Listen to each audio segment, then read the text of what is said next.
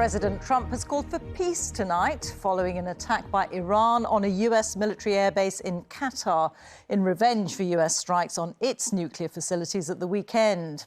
This evening, Mr. Trump, writing on social media, said that Iran had got it out of its system and that hopefully there'd be no further hate. He also thanked Iran for giving the US prior warning of the strikes. More on the attack in a moment, but first let's go straight to Washington and to Sarah Smith. So, is this Mr. Trump calling for de-escalation, Sarah?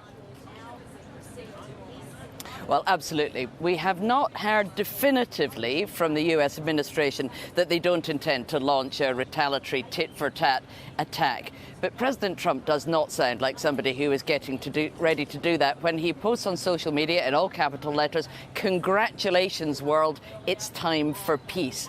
Now, they knew here inside the White House that there was inevitably going to be a retaliatory attack from Iran. What they didn't know was how aggressive or how destructive it was going to be. And in fact, what we saw was an Iranian action that was pretty much deliberately designed to do as little damage as possible. I mean, what's happened today must be one of the most careful and, frankly, polite military exchanges in recent history. You had Iran warning the United States in advance of what they were going to do. And then in a post on social media, Donald Trump has even been thanking them. He said, "I would like to thank Iran for giving us early notice, which made it possible for no lives to be lost and nobody to be injured.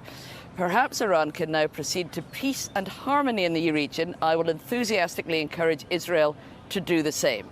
And Donald Trump then went on to say that Iran had now got everything out of their system. So that sounds very much like he is ready to declare this over, and it's difficult to imagine why Iran would be planning further action after the great care and delicacy they have taken over the attack today. It was not guaranteed that this was going to go this way when Donald Trump launched those airstrikes on Saturday night against Iran's nuclear facilities. He could not be sure that this is how Iran was going to respond. This is a best-case scenario in many ways for the United States and for President Trump, and there will be great relief inside the White House that this is how it's gone down.